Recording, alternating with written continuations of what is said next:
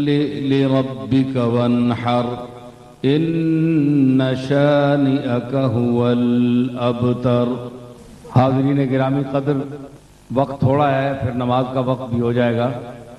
اللہ تعالیٰ نے ارشاد فرمایا وَيَسْأَلُونَكَ عَنِ الرُّوحِ قُلِ الرُّوحُ مِنْ أَمْرِ رَبِّي وَمَا أُوتِيتُم مِّنَ الْعِلْمِ إِلَّا قَلِيلًا۔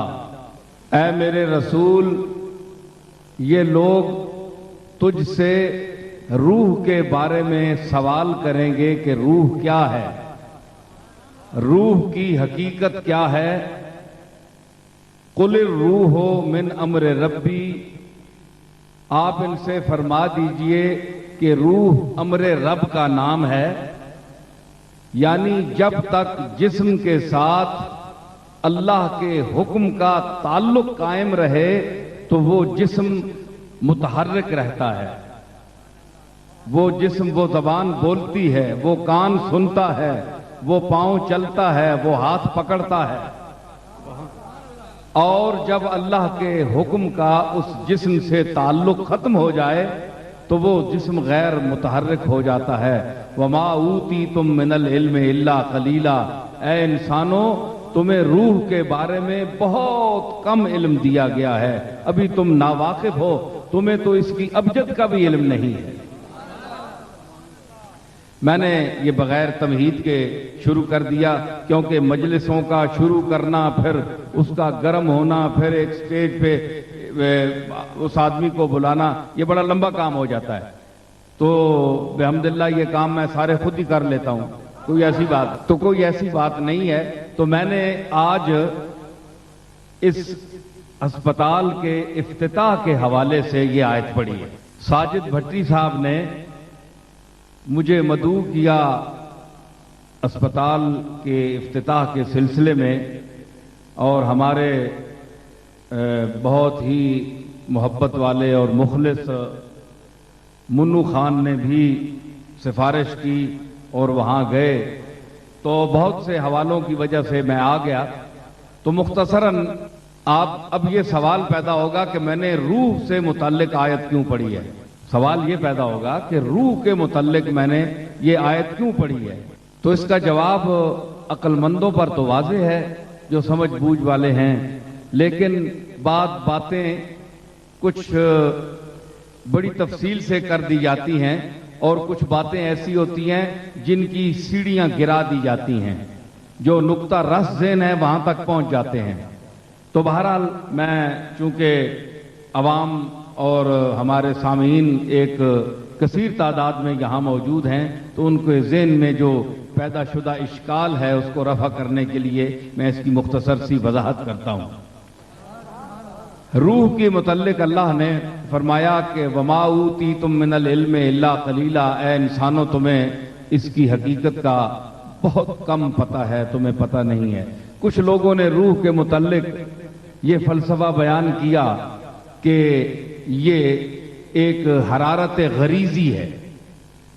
حرارت غریزی بڑا عجیب نام ہے، آج کل تو عربی فارسی پڑھنے والے بھی لوگ ختم ہو گئے۔ اب اس کا میں انگلش میں کیا ترجمہ کروں، میں اس کو تشریح کر دیتا ہوں۔ حرارت غریزی وہ ہے جو خون کی گردش سے جو گرمی پیدا ہوتی ہے، اس کو حرارت غریزی کہتے ہیں۔ اس حرارت غریزی کی وجہ سے انسان زندہ ہے، کچھ لوگوں کا یہ کہنا ہے۔ کچھ لوگ کہتے ہیں کہ یہ ایک قوت نامیہ ہے، بڑھنے والی قوت ہے، نمو جس طرح پودوں میں اور درختوں میں نمو ہوتی ہے، بالیدگی ہوتی ہے، بڑھتے ہیں، اسی طرح روح بھی بڑھتی ہے۔ برج نارائن چکبست ایک ہندو شاعر ہے، اس نے اس فلسفے کو اپنے الفاظ میں یوں بیان کیا کہ زندگی کیا ہے عناصر میں ظہور ترتیب، زندگی کیا ہے عناصر میں ظہور ترتیب، موت کیا ہے انہی اجزاء کا پریشاں ہونا۔ تو یہ اس نے بہت سے مفاہیم کو جمع کر کے ایک مضمون زندگی کا مرتب کیا کہ زندگی اس کا نام ہے، موت اس کا نام ہے۔ لیکن یہ سب باتیں ہیں، یہ سب فلاسفہ کی گفتگو ہے۔ جو حتمی بات ہے وہ وہی بات ہے جس بات کو حضور سید عالم جناب محمد الرسول اللہ صلی اللہ تعالی علیہ وسلم جس بات کے لیے کوئی حتمی فیصلہ فرمائیں یا اس بات کے متعلق خالق کائنات جس نے جسموں کو، ارواح کو، پوری کائنات کو پیدا کیا ہے، وہ کوئی حکم صادر فرمائے کہ یہ میں نے کیا چیز بنائی ہے، تو اللہ نے یہی فرمایا کہ کل الروح من امر ربی، میرے امر کا نام روح ہے. ٹھیک ہے؟ تو چونکہ روح کا تعلق بدن سے ہے اور بدن کا تعلق مرض سے ہے اور مرض کا تعلق اسپتال سے ہے، ٹھیک ہے نا؟ تو پہلے زندہ کوئی اسپتال میں آئے گا تو اس کا علاج کیا جائے گا نا، اس لیے سب سے پہلے روح کا ذکر کیا گیا کہ روح کیا ہے. تو اس پر فلاسفہ نے گفتگو کی لیکن کوئی بات کام کی نہیں کر سکے. اللہ نے یہ لفافہ بند رکھا، کاتب تقدیر نے، اللہ نے یہ لفافہ بند رکھا، کسی پر آیا نہیں ہو سکا کہ روح کیا ہے. البتہ اتنا فرمایا کہ کلا بل تحبون العاجلۃ وتذرون الآخرہ، اے انسان تو جو تیرے قریب چیز ہے اس سے محبت کرتا ہے، یعنی دنیا سے، دنیا میں تو چل پھر رہا ہے، سانس لے رہا ہے، لوگوں کو دیکھ رہا ہے، مناظر تیری نظر سے گزر رہے ہیں، جو تجھے چیز نظر آتی ہے تو اس سے محبت کرتا ہے. کلا بل تحبون العاجلۃ وتذرون الآخرہ، اور آخرت چونکہ نظر نہیں تمہیں آتی، تمہاری نظر سے اوجل ہے، اس لیے اس کو چھوڑ دیتے ہو، اس لیے تو نے آخرت کو، انسان کو چھوڑ دیا ہے. یاد رکھ، وجوہ یومئذ ناظرۃ الی ربہا ناظرہ، ایک دن ہوگا کہ کچھ چہرے ایسے ہوں گے جو کھلے ہوئے ہوں گے اور شادمانی اور خوشی کے عالم میں اپنے رب کا نظارہ کر رہے ہوں گے. ووجوہ یومئذ باسرۃ تظن ان یفعل بہا فاقرہ، اور کچھ چہرے ایسے ہوں گے جو مرجھائے ہوئے ہوں گے اس دن، اور وہ ڈر رہے ہوں گے کہ آج ہم سے بہت برا سلوک ہوگا. اب یہاں سے فرمایا کلا اذا بلغت التراقیہ وقیل من راق، اے انسان خبردار، وہ وقت یاد رکھ جب تیری سانس، تیری روح نکلنے کے لیے تیری ہنسلی تک پہنچ جائے. یہاں تک یہ تمام ڈاکٹروں کا، یہ تو قرآن میں پیش کر رہا ہوں نا، پڑھ رہا ہوں، اور اس کی روشنی میں ہمارے علماء نے یہی لکھا ہے کہ جان جب نکلتی ہے تو پاؤں کی طرف سے نکلنا شروع ہوتی ہے، پیر پہلے ٹھنڈے ہوتے ہیں، ٹھیک ہے؟ کلا، اور یہاں سے نکلتے نکلتے یہاں تک پہنچتی ہے تو جسم جو ہے یہ ساکت ہو جاتا ہے، خاموش ہو جاتا ہے، غیر متحرک ہو جاتا ہے. کلا اذا بلغت التراقیہ، یہاں تک پہنچ جائے وقیل من راق، اور شور پڑ جائے کہ کوئی ہے دم پھونک کرنے والا. رقیتن کہتے ہیں دم پھونک کرنا، کوئی حساب کتاب کرنے والا، کوئی نجومی بلاؤ، کوئی پیر بلاؤ، کوئی عالم بلاؤ، کوئی لے آؤ. آدمی دنیا سے جا رہا ہے، اس کی ہنسلی تک جو ہے جان پہنچ گئی. کلا اذا بلغت التراقی وقیل من راق، کون ہے دم پھونک کرنے والا، جھاڑ پھونک کرنے والا؟ کوئی لے آؤ، کوئی عامل لے آؤ.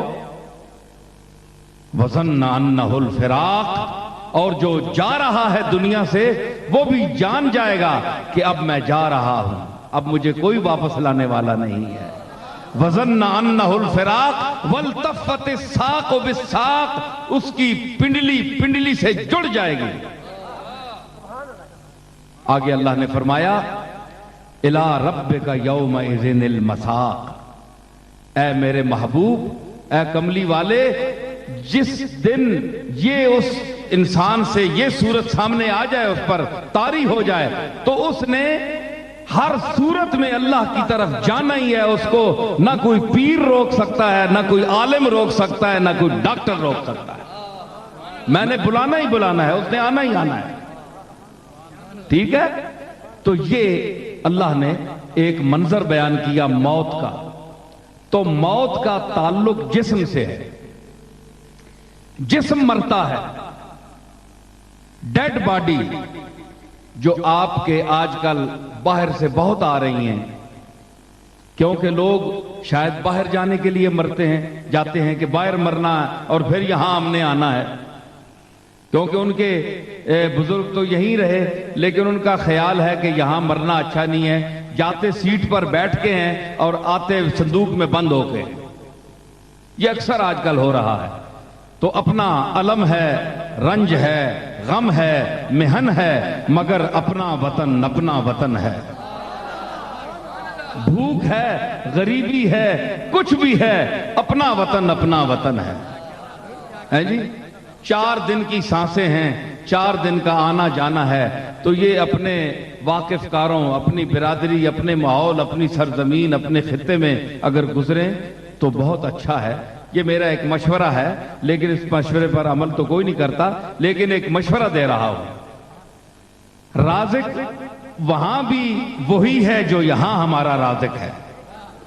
ہمیں باہر سے فون آتے ہیں، پیر صاحب دعا کریں، میں دبئی میں بیٹھا ہوں، بے روزگار ہوں، امریکہ میں بیٹھا ہوں، بے روزگار ہوں، فلاں ملک جاپان میں بیٹھا ہوں، بے روزگار ہوں، غربت ہے، افلاس ہے۔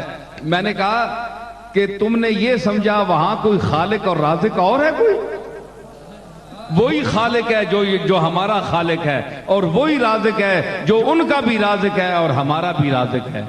تو نے اس پر بھروسہ نہیں کیا۔ تو اگر اس پر بھروسہ کرتا تو اسی اپنی زمین کی مٹی کو سونا بناتا۔ تو اللہ نے فرمایا کہ اس دن اس نے جانا ہی ہے دنیا سے۔ تو یہ مرض جو ہے اس کا تعلق جسم سے ہے۔ اب جسم تو مر جاتا ہے لیکن روح نہیں مرتی، یاد رکھیں، روح نہیں مرتی۔ اللہ نے فرمایا کہ یہ ایک چیز ہے، میں نے ایک سلسلہ سانس کا آنے جانے کا یہ رکھا ہے، لیکن روح جو ہے وہ نہیں مرتی۔ اس کی دلیل کیا ہے؟ اللہ نے فرمایا، یہ ایک عوامی سی محفل ہے لیکن میں بات بڑی خاص کر رہا ہوں۔ آپ لوگ کھڑے ہیں لیکن سننے کے لیے کھڑے ہیں، تو میں اسی لیے کچھ بیان کر رہا ہوں تاکہ جو لوگ یہاں تشریف لائے ہیں تو وہ کچھ قرآن و سنت کے حوالے سے کچھ ذخیرہ لے کر جائیں۔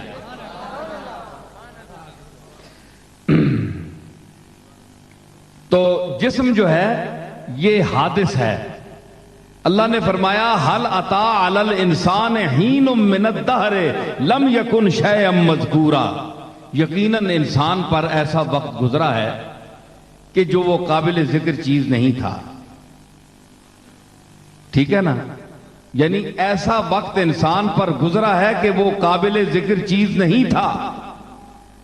تو اس وقت جسم تو تھا نہیں، جسم تو بعد میں پیدا ہوا، تو وہ وقت کس پر گزرا؟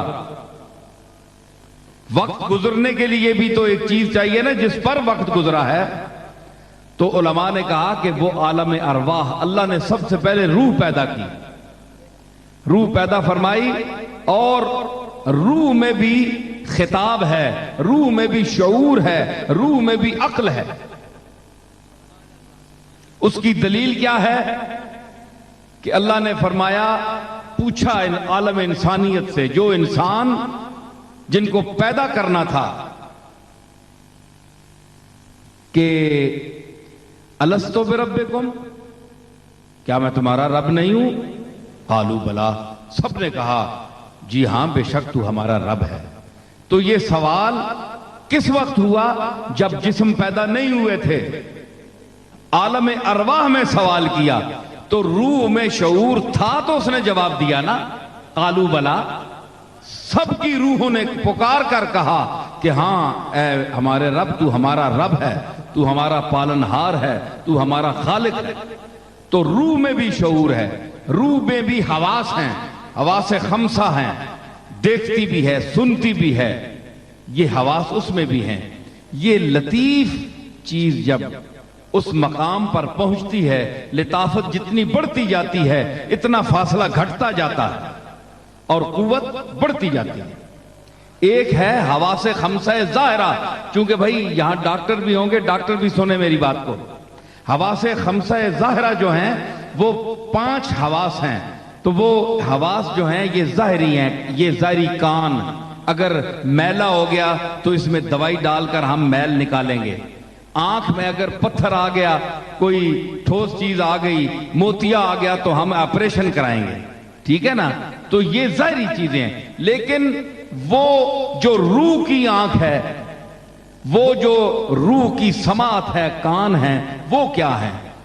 یہ سماعت اور یہ حواس تو سب کو مل جاتے ہیں. وہ چیز جو ہے وہ کسی کسی کو ملتی ہے. اس کان سے کوئی کوئی سنتا ہے، روح کے کان سے. دیکھیں نا، میں آپ کو بتاؤں، اذان بھی ہو رہی ہے، ابھی نماز پڑھیں گے، اس کے بعد بیان، آدھا بیان میں بعد میں کروں گا. ٹھیک ہے نا؟ نماز پڑھ کے تو آپ کہیں، کوئی اعتراض کہے کہ وہ قوت کون سی ہے کہ جس کا روح سے تعلق ہے، اس ناک سے تعلق نہیں. یہ ناک تو ایک فاصلے تک سونگھ سکتا ہے، یہ آنکھ تو ایک حد تک دیکھ سکتی ہے. تو وہ آپ بتائیں صاحب، آپ نے دعویٰ کیا ہے کہ اندر کی بھی 5 حواس ہیں. یعنی یہ ناک اگر سونگتا ہے تو روح کی بھی ناک ہے، اس میں بھی قوت شامہ ہے، روح بھی سونگتی ہے. ہمیں دلیل دیں، کیا دلیل ہے ہمارے پاس؟ آپ کو معلوم ہوگا، اہل علم بھی بیٹھے ہیں، کہ جب یوسف علیہ السلام کی قمیص روانہ ہوئی تو آپ کو پتا ہے کہ وہ کتنے فاصلے پر تھی؟ انی لاجد ریح یوسف لولا ان تفندون. تو یعقوب علیہ السلام پکار اٹھے کہ اے اولاد بیٹھی تھی نا، پوتے اور کئی نسلیں بیٹھی ہوئی تھی. فرمانا انہوں نے کہا کہ بابا تم اسی پرانے خیال، یوسف ایک بیٹا تھا وہ کھو گیا، اب اسی کے غم میں تم نڈھال ہو رہے ہو. انہوں نے کہا کہ انی لاجد ریح یوسف، کہ میں یقیناً اپنے بیٹے یوسف کی خوشبو مجھے آ رہی ہے. لولا ان تفندون، اگر تم مجھے یہ نہ کہو کہ بڈھا سٹھیا گیا ہے. تفندون، اگر تم یہ نہ کہو نا کہ بڈھا 17-12 ہو گیا ہے، اے اگر نہ آکھو تو ماں اپنے پترے نی خوشبو پہ آنی ہے. آپ یہ بتائیں کہ آپ کا ناک تو یہاں تک سے نہیں سونگ سکتا، تو وہ کون سی قوت شامہ تھی جس کو جناب یعقوب نے کئی میلوں سے سونگ لیا؟ وہ روحانی قوت تھی، نبی کی وہ روحانی قوت تھی جو نبی پیدائشی طور پر اس قوت کا مالک بنا دیا جاتا ہے. تو یہ تو نبیوں کی بات ہے نا، یہ تو نبیوں کی بات ہے، اس کا مقام بہت اونچا ہے. تو میں آپ کو اگر اولیاء اللہ کی بات سناؤں، جو انبیاء کے غلام ہیں، انبیاء کے خادم ہیں، انبیاء کے طریقوں پر چل کر اپنے اندر ایک روحانیت اور وہ مقام پیدا کرتے ہیں، تو آپ آج کا انسان، آج کے بلکہ بعض انسان حیرت کرتے ہیں کہ یہ کیسی باتیں ہیں کہ جناب ہم مانتے نہیں ہیں، یہ بزرگوں سے منسوب کر دی گئی ہیں، کرامات غلط بیان کرتے ہیں. غلط بھی لوگ بیان کرتے ہیں، یہ بھی میں تائید کرتا ہوں. اتنی ہوتی نہیں ہے، بڑھا چڑھا کر بیان کرتے ہیں، یہ بھی ٹھیک ہے. لیکن یہ کہنا کہ اولیاء اللہ کی کرامت کوئی چیز نہیں ہے، یہ بھی غلط ہے، یہ بھی غلط ہے. کیوں کہ معجزہ، اگر آپ نے پھر اس کا انکار کرنا ہے تو آپ کو معجزات کا بھی انکار کرنا پڑے گا. کیوں؟ اس لیے کہ معجزات کے لیے آپ کے پاس کیا دلیل ہے؟ دیکھا، آج کے حساب کے اس ملک میں بھی ایسے لوگ ہیں جو انبیاء کے معجزات کے منکر ہیں، جو شق القمر کا انکار کرتے ہیں کہ چاند 2 ٹکڑے نہیں ہوا، معاذ اللہ انکار کرتے ہیں. حضور علیہ الصلوۃ والسلام بشمول تمام انبیاء کے معجزات کا انکار کرتے ہیں. وہ فرقہ بھی اسی پاکستان میں سانس لے رہا ہے. تو اگر پھر انکار کرنا ہے، میں ان سے کہتا ہوں اگر پھر انکار کرنا ہے معجزات کا تو اللہ کی قدرت کی تمہارے پاس کیا دلیل ہے؟ اگر نبیوں کے اعجاز کا معجزات کا انکار کرنا ہے تو اللہ کے قدرت کا تمہارے پاس کیا کوئی ثبوت ہے؟ کیا اللہ کو تم نے دیکھا ہے؟ یہی تو ملحد کہتا ہے، بے دین آدمی جو اللہ اور رسول کو نہیں مانتا وہ یہی کہتا ہے یار تم 5 ٹائم نماز پڑھتے ہو، کوئی چیز سامنے ہوتی نہیں، نہ نظر آتی ہے، نہ محسوس ہوتی ہے، نہ چھوئی جاتی ہے، نہ دیکھی جاتی ہے، اور سجدوں پر سجدے کیے جا رہے ہیں۔ یہ کوئی عقل مندی ہے؟ اتنا بڑا پڑھا لکھا آدمی سجدے دے رہا ہے، یہ کوئی عقل مندی کی بات ہے؟ تو پھر ملحد ٹھیک کہتا ہے آپ کے نزدیک؟ وہ کہتا ہے کہ زمین قدیم ہے، یہ یوں ہی سلسلہ چلا آیا ہے، بس چلتا رہے گا، خود بخود یہ ختم نہیں ہوگا۔ تو پھر آپ اللہ کی قدرت کا بھی ثبوت نہیں دے سکیں گے۔ آپ کے پاس کیا دلیل ہے کہ اللہ نے سورج کو بنایا ہے؟ کیا دلیل ہے کہ قمر کو بھی اللہ نے بنایا ہے، زمین کو بھی اللہ نے بنایا ہے؟ آپ کے پاس کوئی دلیل نہیں ہے، کوئی منطقی دلیل نہیں ہے، جب تک آپ ایک ذات پر یقین نہ کریں، اور وہ ذات ہے جناب محمد الرسول اللہ کی، کہ آپ ان پر قرآن اترا، انہوں نے فرمایا کہ خالق ارض و سماوات اسی کی ذات ہے جس نے انسان کو ایک قطرہ ناپاک سے احسن تکوین کی اعلیٰ منازل طے کرائیں۔ آپ کو ایمان لانا پڑے گا، اور جب آپ اس پر ایمان لے آئے تو آپ کو یہ بھی ماننا پڑے گا کہ اس پر جو کتاب اتری ہے وہ سچی ہے جی؟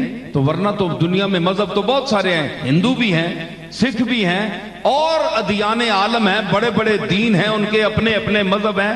بتوں کی پرستش کا عالم دیکھیں کہ جناب اپنے ہاتھوں سے بت بنا کر ان کے سامنے سجدہ کرتے ہیں، ان سے حاجتیں مانگتے ہیں۔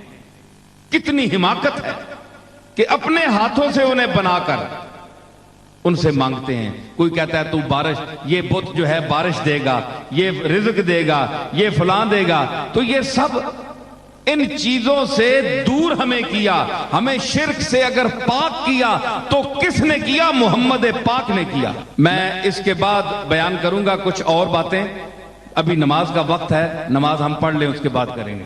نماز عصر کی وجہ سے کچھ دیر کے لیے گفتگو موقوف ہوئی۔ راجہ پرویز اشرف صاحب نے جس خوبصورتی سے اپنا مدعا بیان کیا اور جس محبت سے میرا ذکر کیا، میں اس کے لیے ان کا شکر گزار ہوں۔ اصل میں یہی محبت ہے اور یہی تعلق ہے جو انسانوں کو انسانوں کے قریب لاتا ہے۔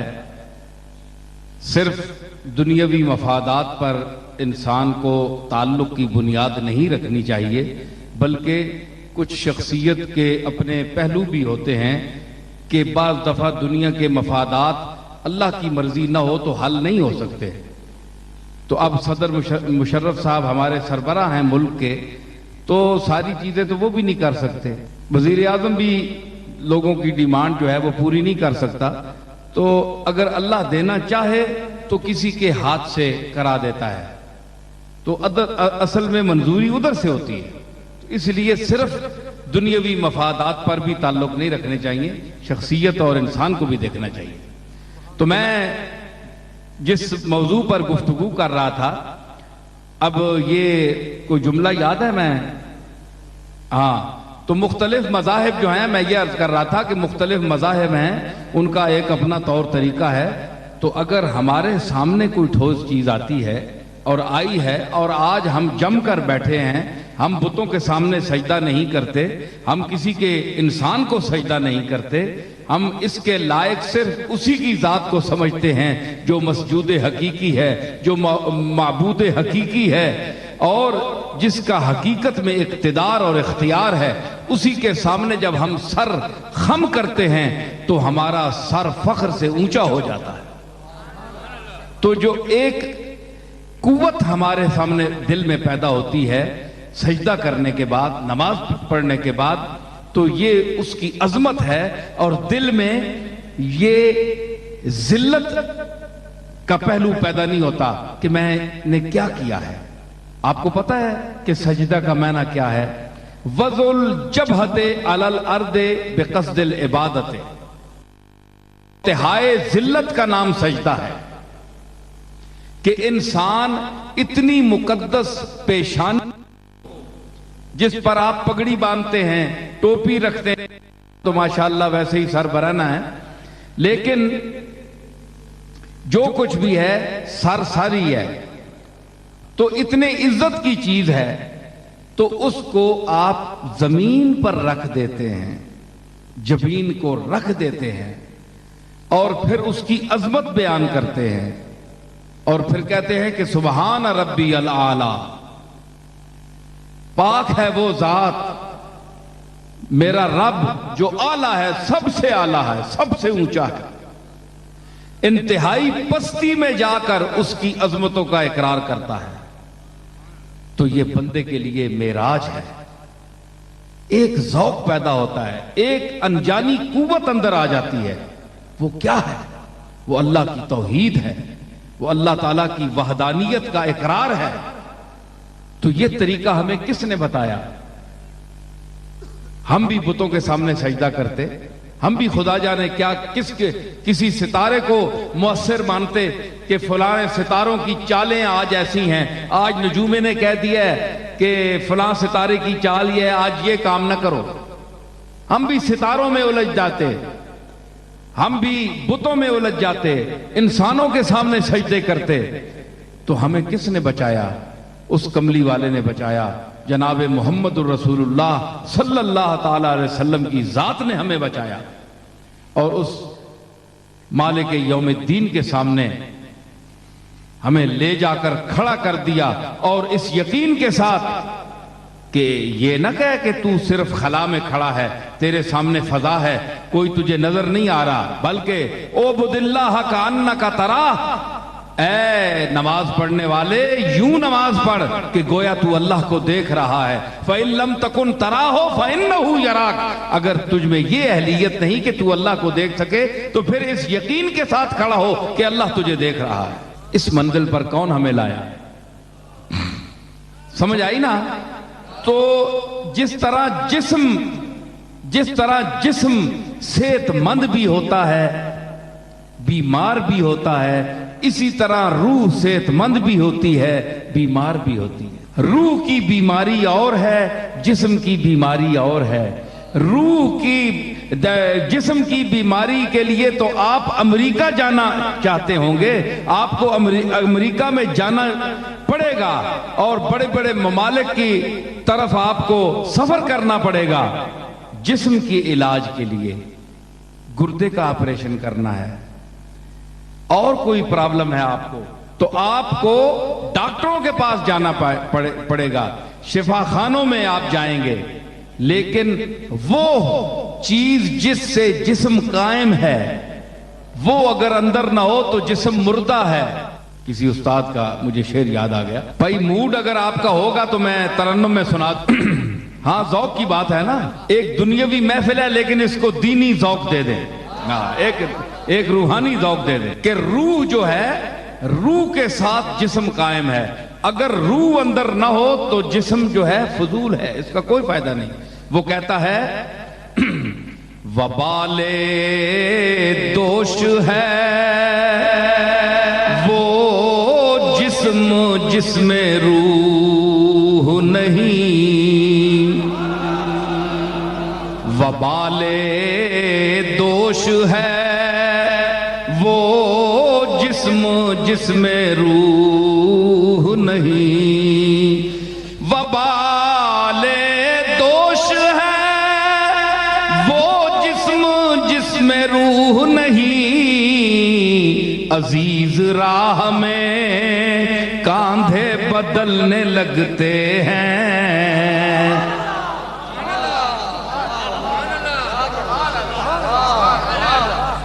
अजीज राह में कांधे बदलने लगते हैं। क्या वजह है कि जिसको कल हाथों हाथ लेते थे, आज जब उसका जनाजा उठा तो एक कहता है वबाल समझ कर देता है, हाँ यार तू उठा, हाँ यार तू उठा, क्योंकि उस जिस्म में रूह नहीं है।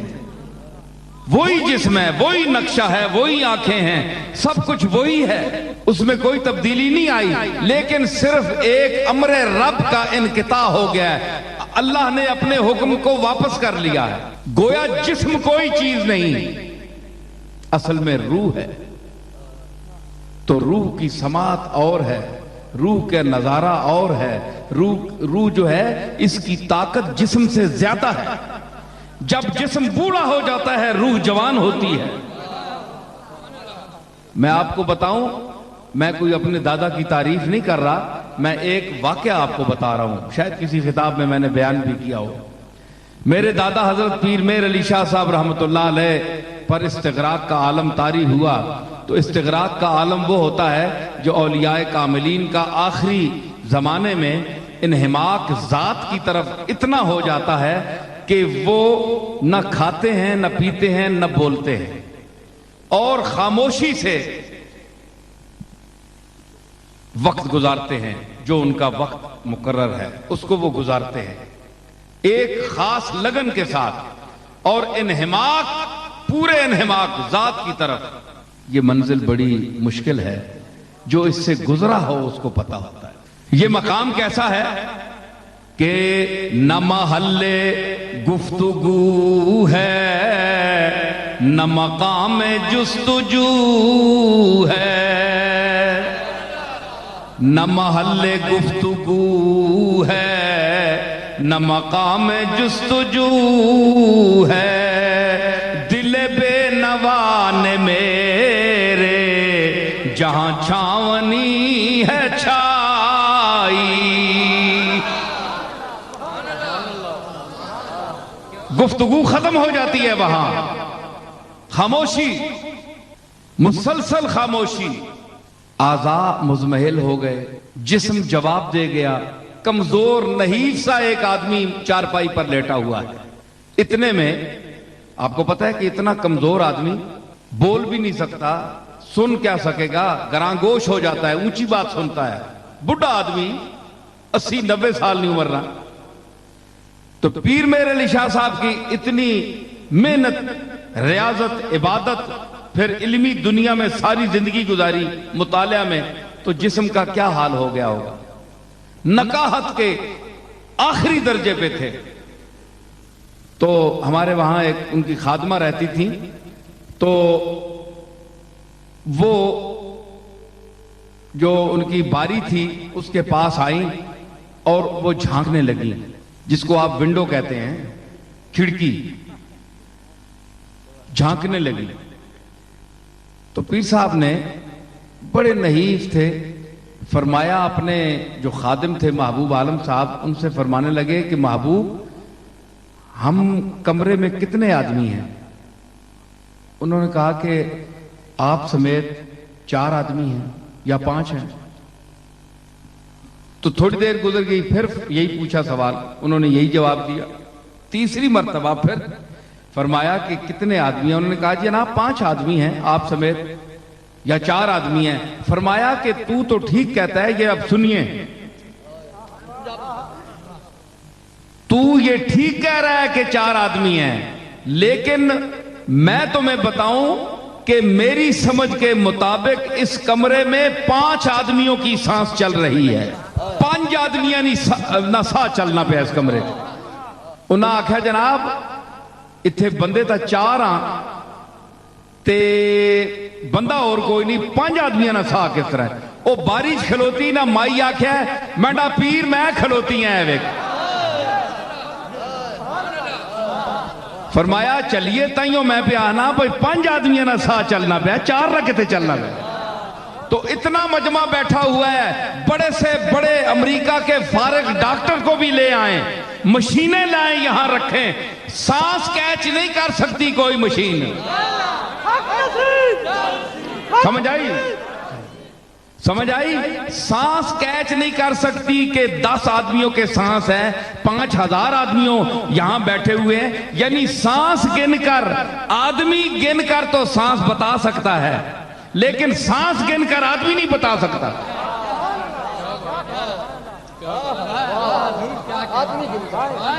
آدمی گن کر، یہاں آپ آدمی گن لینا، تو آپ کو پتہ چل جائے گا کہ اگر 10,000 آدمی کھڑا ہے یا بیٹھا ہے تو مطلب ہے کہ اس فضا میں 10,000 سانسیں چل رہی ہیں.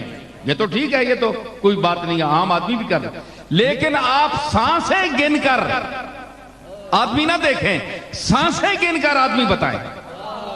کوئی مشین لائیں، امریکہ سے لائیں، یہ نیو یارک والے میرے سامنے بیٹھے ہیں، یہ لے آئیں تو کوئی ایسی مشین نہیں ہے. یہ وہ مشین ہے جو قدرت عطا کرتی ہے اپنے مقبول بندوں کو، اپنے خاص بندوں کو، جو ساری زندگی اس کی عبادت میں صرف کرتے ہیں. تو وہ ان کے قوا کو مطمئن نہیں کرتا. وہ یہ اگر کان، یہ اعضاء تھک جاتے ہیں، بوڑھے ہو جاتے ہیں، تو ان کی اندر کی دنیا جو ہے وہ جوان ہو جاتی ہے. ٹھیک ہے نا؟ تو جسم جو ہے یہ حادث ہے. حادث کا اس میں مرض بھی ہوتا ہے، بیمار بھی ہو جاتا ہے. تو شفا کون دیتا ہے؟ یہ اسپتال نہیں دیتے. یہ آپ عقیدہ رکھیں جو اب میں بات کہنے والا ہوں. افتتاح تو ہم کر رہے ہیں خدمت خلق کے حوالے سے، جیسے کہ راجہ صاحب نے بھی کہا کہ یہ بڑی سعادت ہے کہ ایک آدمی اللہ کی مخلوق کے لیے کوئی ایسا ادارہ قائم کرے. تو اس دور میں بڑی ذرا مشکل بات ہوتی ہے. اس کے باوجود آپ نے یہ دیکھنا ہے کہ شفا اللہ نے دینی ہے. کوئی انسان، کوئی ادارہ، کوئی اسپتال نہیں دے سکتا. اگر شفا اسپتالوں میں ہوتی تو یہ بڑے بڑے جو لوگ جا کر امریکہ میں مرتے ہیں تو یہ کبھی نہ مرتے. یہ اگر اسپتالوں سے تقسیم ہوتی شفا تو کبھی یہ لوگ نہ مرتے بلکہ ہمیشہ زندہ رہتے. ایک یہ ذہن میں رکھیں کہ مرنا سب نے ہے، ایک وقت مقرر ہے. وَلَن يُؤَخِّرَ اللَّهُ نَفْسًا إِذَا جَاءَ أَجَلُهَا. جب کسی نفس کی موت آ جائے تو اللہ اس کو پھر آگے پیچھے نہیں کرتا، اس نے وقت پر مرنا ہے. تو جب تک آپ نے زندہ رہنا ہے اور اس نے اگر آپ کی قسمت میں شفا لکھی ہوئی ہے تو آپ کو شفا ملے گی. کہیں بھی جائیں، مٹی بھی کھائیں تو مٹی سے بھی شفا ملے گی. اور اگر اس نے شفا نہیں دینی تو اعلیٰ سے اعلیٰ دوائی بھی کھائیں وہ مٹی بن جائے گی. حضرت ابراہیم علیہ السلام نے جو جد الانبیاء ہیں انہوں نے کیا فرمایا تھا؟ قرآن مجید کیا گواہی دیتا ہے؟ الذی خلقنی فہو یہدین. وہ میرا مالک ہے، وہ اللہ ہے جس نے مجھے پیدا کیا اور جو مجھے ہدایت دیتا ہے. بھائی ہدایت کیسی کہ ابتدا جو آفرینش کی ہے، ابتدائے تخلیق سے لے کر موت تک، یہ جتنا زندگی کا مرحلہ ہے اس میں ہدایت ہی ہدایت ہے. ماں کے پیٹ سے جب وہ خون پینا شروع کرتا ہے، مفسرین نے لکھا ہے اس میں کہ ہدایت کیا ہے. ماں کا وہ زائد اور فاضل جو خون ہے وہ اس کو رحم میں پلاتا ہے. ٹھیک ہے، وہ اس کی غذا بناتا ہے. اس کے بعد ان کو مراحل سے الم یکن نطفۃ من منی یمنا ثم کان علقۃ فخلق فسوی. تو علقہ، مضغہ، یہ تمام مراحل سے گزار کر پھر اس کو اعتدال دیتا ہے. ماں کے پیٹ میں اس کو اعتدال دیتا ہے، اس کے ہاتھ پاؤں بناتا ہے. جس کا اللہ نے احسان جتلایا انسان کو، الذی خلقک فسواک فعدلک فی ای صورت ما شاء رکبک. اے انسان، ما غرک بربک الکریم، اپنے رب سے پھرتا ہے. تمہیں سوچنا چاہیے میں نے تمہیں کن کن مراحل سے گزارا ہے. ماں سے پوچھو کہ کس مرحلے سے گزر کر تمہیں اس نے جنم دیا ہے. تو یہ تمام مراحل ہیں جس کے متعلق دوسری مقام پر فرمایا أَلَمْ نَجْعَلْ لَهُ عَيْنَيْنِ وَلِسَانًا وَشَفَتَيْنِ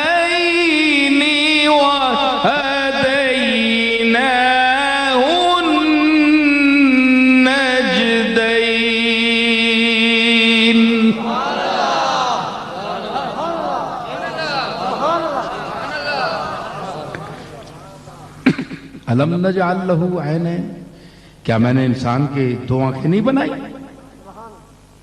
लिसानन, एक जबान नहीं बनाई? देखे ना, दो आंखें और एक जबान। तो इससे, ये तो कुरान का तर्जमा कर रहा हूं ना, तो इससे इशारा तो नस से क्या साबित होता है कि जब मैंने दो आंखें दी हैं तो दो आंखें लफ्जन हैं, देखना एक है।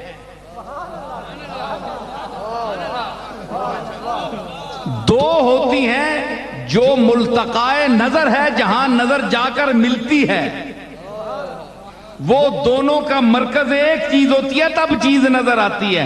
हैं दो लेकिन दोनों का देखना एक का हुक्म रखता है।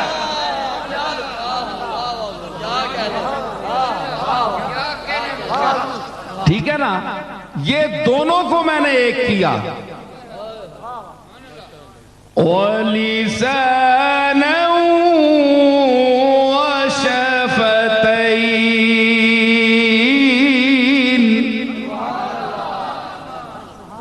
एक जबान बनाई, दो नहीं बनाई, एक बनाई। अगर दो जबानी अच्छी होती,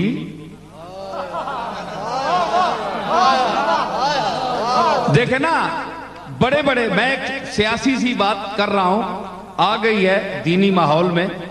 देखे बड़ी बड़ी दावतें आई, अभी अभी जिक्र किया, लेकिन मैं कुरान के हवाले से बात कर रहा हूं। इन्होंने तो वैसे बात कर दी ना, मैं इसको साबित कर रहा हूं।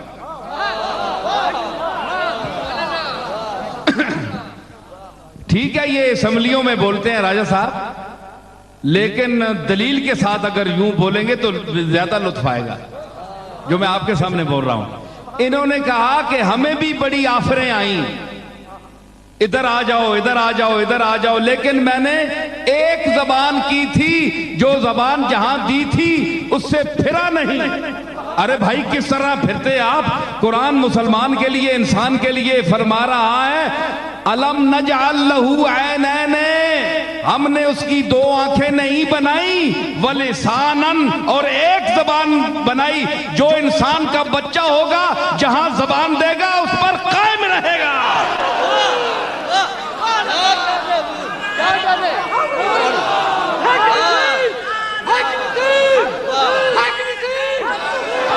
लिसानन, लिसानन, एक जबान दी, एक जबान से एक ही बयान होता है नहीं?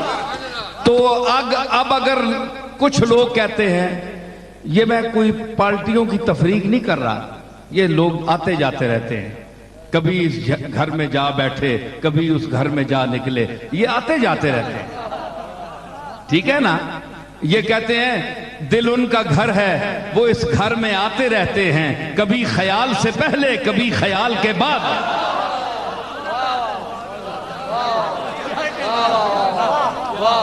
ठीक है ना?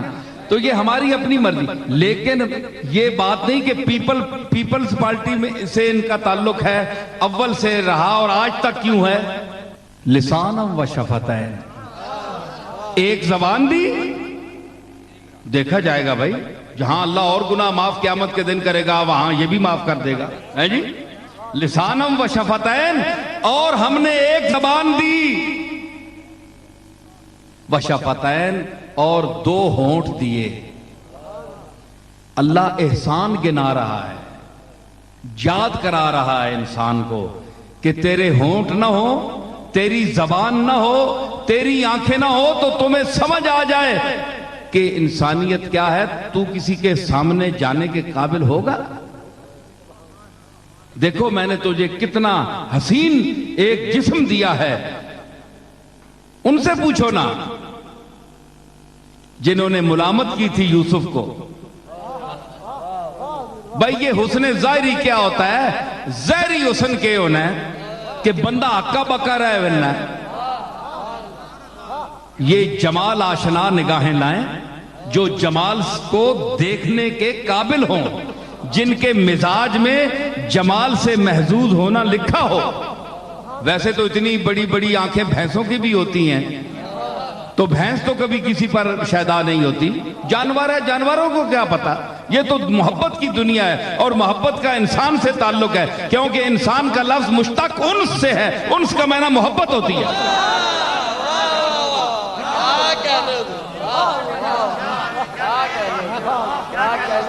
جی جب مصر کی عورتوں نے کہا، بس 2-4 جملے میں آپ کو سناؤں، وقال نسوۃ فی المدینہ امرأۃ العزیز تراود فتاہا، جب عورتوں نے کہا، قرآن مجید بیان کر رہا ہے کہ جب مصر کی عورتوں نے کہا کہ جو عزیز مصر کی بیوی ہے، بادشاہ کی بیوی ہے، یہ ایک لڑکے سے محبت کرتی ہے، تراود فتاہا عن نفسہ، اس کو پھسلاتی ہے اپنی طرف، قد شغفہا حبا، یہ تو اس کے محبت میں لوٹ پوٹ ہو گئی ہے، پاگل ہو گئی ہے، انا لنراہا فی ضلال مبین، ہم تو اس کو کھلی گمراہی میں دیکھتی ہیں، یہ پاگل ہو گئی ہے، بادشاہ کی بیوی ہو کر ایک لڑکے سے محبت کر رہی۔ قرآن فرماتا ہے فَلَمَّا سَمِعَتْ بِمَكْرِهِنَّ أَرْسَلَتْ إِلَيْهِنَّ وَأَعْتَدَتْ لَهُنَّ مُتَّكَأً،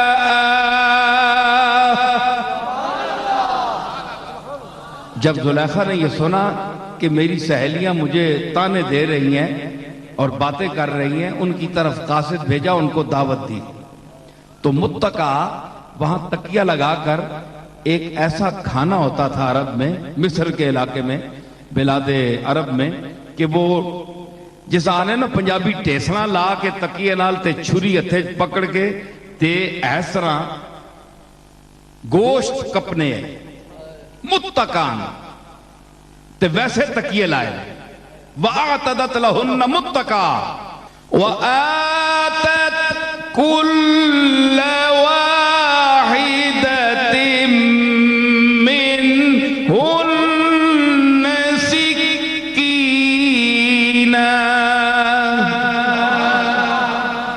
اور ہر عورت کو کے ہاتھ میں چھری پکڑا دی، وَقَالَتِ اخْرُجْ عَلَيْهِنَّ، پھر یوسف کو کہا کہ اے کنعان حسن کے ماہ تاباں، کنعان حسن کے ماہ تاباں آ، زنان مصر کے مطالع چشم پر طلوع ہو، انہاں اکھیاں نے مطلیاں تے چڑھ ذرا سامنے آ، یعقوب نے چنا نکلا بار، فَلَمَّا رَأَيْنَهُ أَكْبَرْنَا، جس ویلے تکیا نا تے العظمت للہ، منہ اڈے گرہ گئے،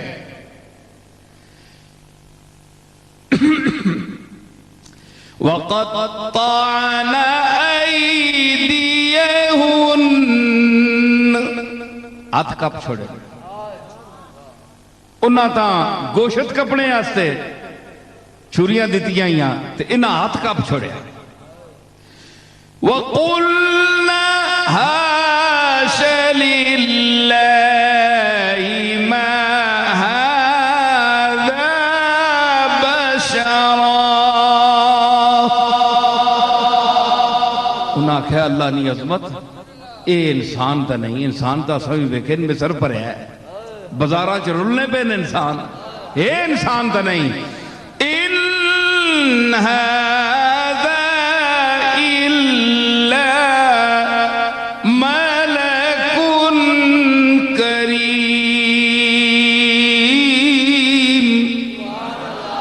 یہ تک معزز فرشتہ ہے، معزز فرشتہ ہے، انسان نہیں، ایک اللہ نہ خاص جلب ہے۔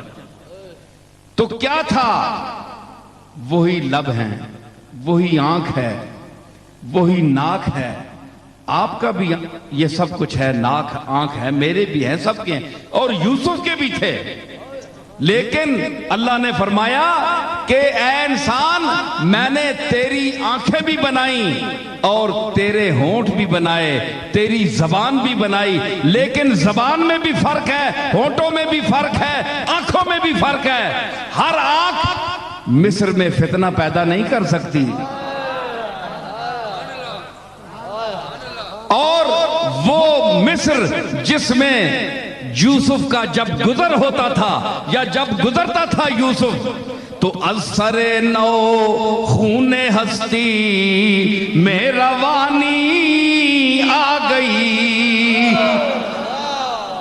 وہی مصر کے بازار کے ذرے پکار پکار کر کہتے تھے کہ یہاں بڑی بڑی دنیا چلتی رہی، بڑے بڑے ناز والے چلتے رہے، لیکن یہ کیا وجہ ہے کہ اثر نو خون ہستی میں روانی آ گئی، مصر جھوم اٹھا زلیخا پر جوانی آ گئی۔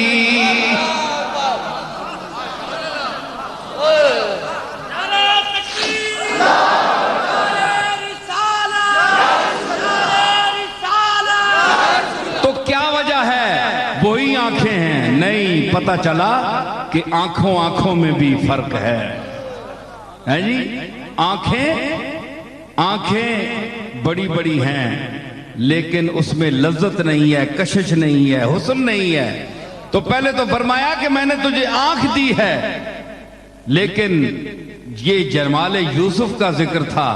اب جمال محمدی کا آپ مقام خود دیکھ لیں کہ حضور علیہ السلام کی چشم مبارک کا کیا مقام ہوگا، جس کے متعلق میرے دادا نے کہا کہ کالی زلف تے اکھ مستانی مخمور اکھی ہن مد بھریاں، کالی زلف تے اکھ مستانی وہ شراب معرفت سے مخمور آنکھیں جس میں سرخ ڈورے تھے، جس میں سرخ ڈورے تھے، اور اس میں تجلیات ربانیہ کے وہ جلوے تھے کہ حضور نے جس طرف، اور احمد رضا کیا کہہ اٹھے، یہی تو آنکھ ہے جس طرف اٹھ گئی دم میں دم آ گیا، جس طرف، ویسے تو نہیں کہا، آنکھ کا مقام ہے، آپ بھی دیکھتے ہیں، لیکن کملی والے کی نظر جس طرف اٹھ گئی، دم میں دم آ گیا، جس طرف اٹھ گئی، ارے دم میں دم آ گیا، جس طرف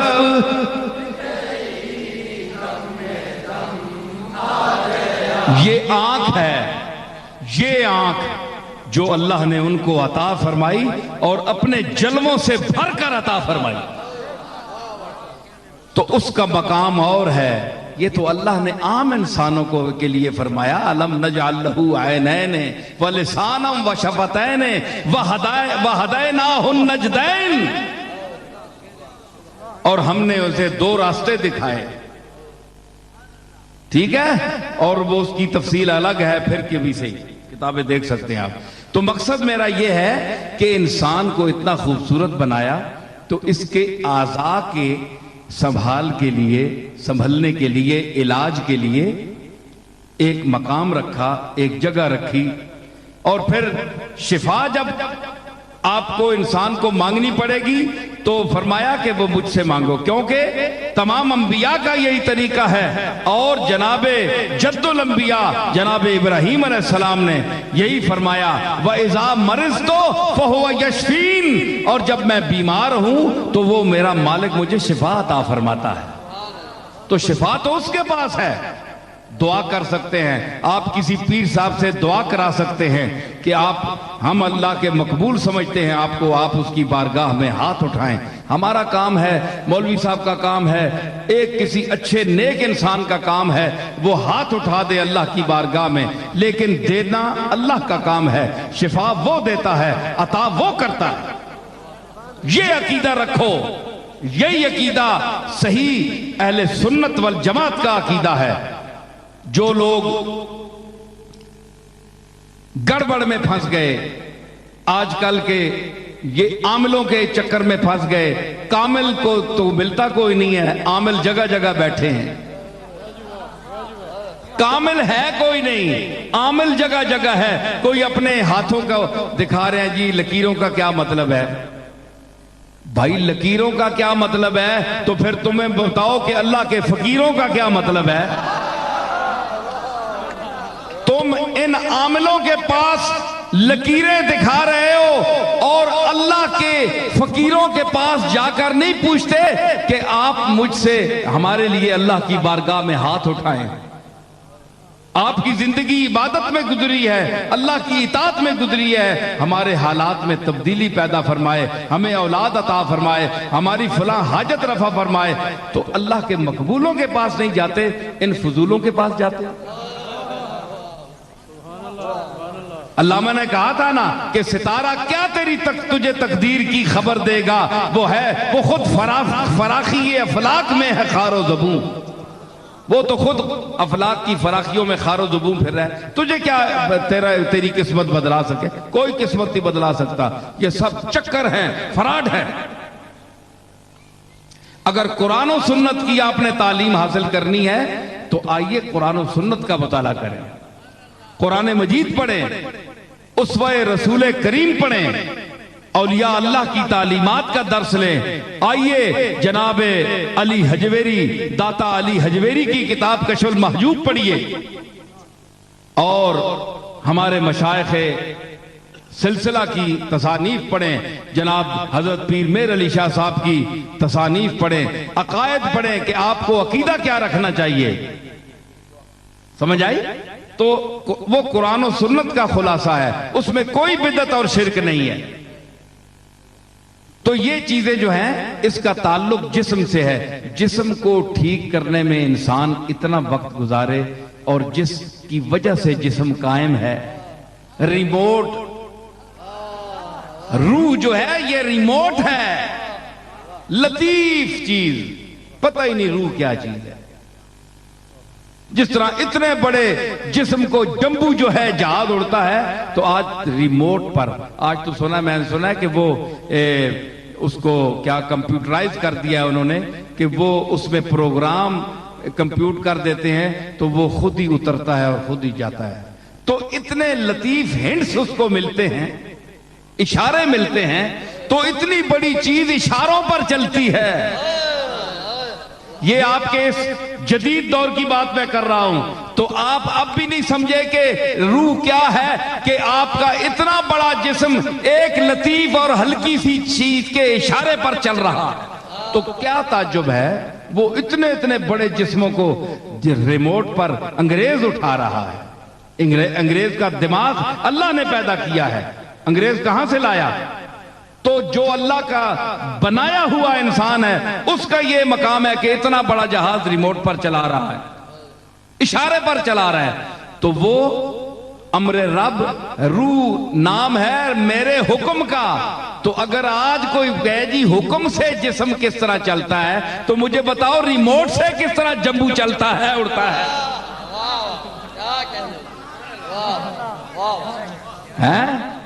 یعنی سائنس پر تمہارا ایمان ہے، اللہ کے ارشاد قرآن مجید پر تمہارا ایمان ہے، ستیہ ناس ہو تمہاری۔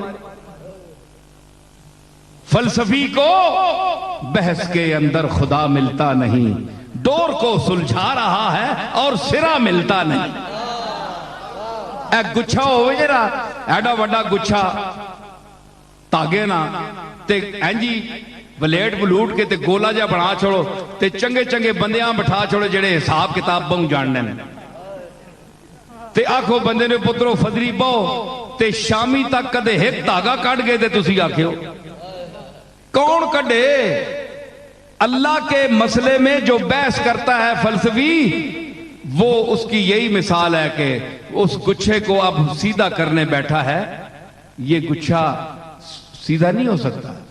علامہ اقبال نے کہا تھا کہ خرد کی گتھیاں سلجھا چکا میں، میرے مولا مجھے صاحب جنوں کر، عقل لیاں جتنیاں گتھیاں میں ساریاں پھرول رہا، اے تیری محبت تیرا عرفان عقل کو نہیں ملنا، یا اللہ ماں صاحب جنون کر، ماں دیوانہ کر دے۔ اللہ تعالیٰ ان کو توفیق دے کہ یہ خدمت خلق کریں، اور آپ بھی ان کے ساتھ تعاون کریں۔ یہ تو آپ کے ساتھ کر رہے ہیں، آپ بھی ان کے ساتھ تعاون کریں۔ آپ کے تعاون کا یہ مطلب ہے کہ ان کا جو ایک نظم و ضبط ہے، جس انداز سے یہ چلائیں گے اسپتال کو، اس کے جو ضوابط انہوں نے اپنے انداز کے مطابق مقرر کیے ہیں، ان کا بھی آپ احترام کریں، خیال کریں، تاکہ جو مستحق لوگ ہیں، میرے والد علیہ رحمت نے بھی وہاں گولڈا میں ایک اسپتال بنوایا تھا، اور ابھی 5 منزلیں ہیں، اس میں اندر سامان وغیرہ بھی آ گیا ہے، 2 پورشن چل رہے ہیں۔ تو اس میں وہ یہ فرماتے تھے کہ جو غریب لوگ ہیں ان کا علاج مفت وہاں ہوتا ہے، ٹھیک ہے، جن کے پاس جس کا قرآن مجید نے بھی ذکر کیا ہے، ٹھیک ہے نا، قرآن نے بھی۔ آج کل تو مسکین کا پتہ ہی نہیں لگتا، مسکین نے 10-10 لاکھ روپے اکاؤنٹاں چ پے ہونے، ٹھیک ہے نا جی۔ آج کل مسکین کٹنا بھی بڑی گل ہے، ساری عمر شودے تے گندے کپڑے پا کے ترکے بو آنی رہنی ہے، تے جس لئے اپنی جگہ ونن تے جناب ٹش مش کاٹ کے پورے سینمے نے حال پرے ہونے نے، تے پورے فلمہ بھی تکنے گڈیاں رکھیاں ہی ہیں، لیکن منگنے نے۔ اے عادت ہے نا، اس عادتاں تو کوئی نہیں بھلا سکنا۔ اے جہاں مسکینہ کو لوگ بچے ہو ہے جی۔ آج کل نویں روپ سوٹڈ بوٹڈ بندے جناب، میں آپ کو پتہ ہے میں کیسا کوئی دیکھنے میں منگتا لگتا ہوں، سائل لگتا ہوں؟ نہیں صاحب، آپ تو ماشاءاللہ کیا کہنے، آپ کو دیکھ کر تو بہت سی یادیں ہمیں تازہ ہوتی ہیں، بڑے بزرگوں کے پیچھے جو لوگ گزرے ہیں، بڑے سلف جو ہیں، ان کا کوئی منظر سامنے آتا ہے۔ تو فرمائیے بات کیا ہے صاحب؟ اصل میں بات یہ ہے کہ میری بیوی ادھر کھڑی ہیں ساتھ ہی، اور مجھے کچھ اچانک میرے پیسے غائب ہو گئے، اور مجھے شرم بہت آتی ہے، لیکن اب میں کیا کروں؟ آپ کو بڑا مہذب آدمی دیکھ کر میں گزارش کر رہا ہوں، شرم بھی بہت، دیکھیے پسینہ بھی میرے ماتھے پہ آ رہا ہے، تو مہربانی فرمائیے۔ تو میں اب تو کسی وقت پتہ بھی آپ بتا دیں تو میں اس پہ تو بندہ ہنا ہے کہ بلا چڑھ گئی میں نے تے اس دی تہذیب ویکھو، اسے گل ویکھو، تے اے جدید قسم نے منگتے سائل ہے جی، ہائے ہائے، انہاں کو بھی اللہ بچاوے۔ تے مسکین جن کے متعلق قرآن مجید نے فرمایا وَيُطْعِمُونَ الطَّعَامَ عَلَىٰ حُبِّهِ مِسْكِينًا وَيَتِيمًا وَأَسِيرًا، کہ کھانا کھلاتے ہیں اللہ کی رضا کے لیے مسکینوں کو، یتیموں کو اور قیدیوں کو۔ تو وہ لوگ صحیح جو مستحق ہوں گے، چھان بین کر کے ان کا علاج مفت کیا جائے گا، ٹھیک ہے؟ ہمارے ہاں بھی اسی طرح ہوتا ہے۔ اور جو مخیر حضرات ہیں، جو دولت مند ہیں، جو گلچھرے اڑاتے ہیں اپنی صحت کے زمانے میں، کروڑوں کے مالک ہیں، تو ان کے جسم پر بیماری آ جائے تو ان کو موت پڑتی ہے۔ موت کا سامنے آپ تو خرچ کرو، آپ تو خرچ کرو، ہیں جی؟ ہاں گروبائی میں یاد نہیں ہے، میں یاد پہ کرانا ہے۔ کیوں تذکر میری گروبائی یاد کرا رہا ہے کہ کیوں تذکرہ قبر سے کتراتا ہے، کیوں تذکرہ قبر سے کتراتا ہے، میت کوئی اٹھتی ہے تو ڈر جاتا ہے۔ تجھ کو تو بڑا گھمنڈ تھا ہستی پر، اب موت ہے سامنے تو گھبراتا ہے۔ بڑا ٹینڈ کے آنا ہے، چھاتی کاٹ گیا ہے، میں نے جا کوئی نہیں گلیچ کیڑا آسی بڑے سامنے، تے ہون میت اٹھی ہے، بندہ مر گیا ہے، تے تم ہی اندروں یرک گیا ہے کہ ایک کال ہاتھ مانا پہ ونجے، ہاتھ پیسی تو دا، اے ہاتھ پیسی، اے ہاتھ، اس ہاتھ تو کوئی نہیں بچ سکیا۔ اس واسطے زمین تے اکڑ کر مت چلو، ہے جی؟ زمین تے آہستگی نال قدم رکھو، چک کے چلو اللہ دی جناب وچ، اے سمجھو کہ میں مالک دی زمین تے چل رہا تے اس دا کرم ہے کہ میرے تے عذاب نہیں بھیج رہا، میں نو پکڑ نہیں رہا، میں نو وہ کرم کر رہا، چلنے دی توفیق دے رہا، تے چک کے مالک دے سامنے چلو، دخرا تے آکڑ نہ کرو۔ اللہ تعالیٰ انہاں توفیق دے وے. سارے لوگ آپ ہاتھ اٹھائیں, دعا کریں کہ اللہ تعالیٰ اس اسپتال کو جن مقاصد کے لیے جاوید بھٹی صاحب نے بنایا,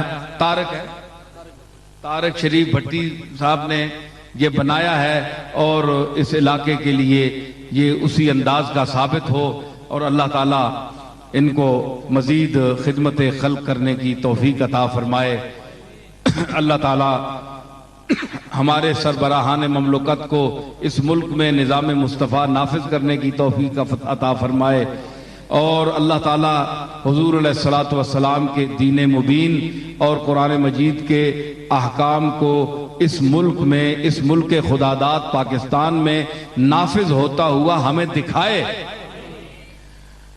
اور اگر اللہ کا قانون یہاں نافذ نہیں ہوتا تو کوئی اور اچھا سربراہ لائے, ٹھیک ہے نا. تو یا رب بمحمد و علی و زہرا, یا رب حسین و حسن و آل ابا, کہ لطف پرار حاجتم درد و سرا بے منت خلق یا علی العالی. یا رب تو چنا کن کے پریشان شبم, محتاج برادران و خیشان شبم, چیزیں کی دہی بدہ میرا از در خیش, تا از در تو بردر ایشان شبم. ربنا لا تؤاخذنا ان نسینا او اخطانا, ربنا ولا تحمل علینا اسرا كما حملته على الذين من قبلنا, ربنا ولا تحملنا ما لا طاقة لنا به, واعف عنا واغفر لنا وارحمنا انت مولانا فانصرنا على القوم الكافرين. وصلی اللہ تعالی علی خیر خلقی محمد وعلى آلہ وصحبہ اجمعین. حضرات سارے حضرات تشریف رکھیں, سب حضرات کے آنے کا شکریہ. آپ نے میرا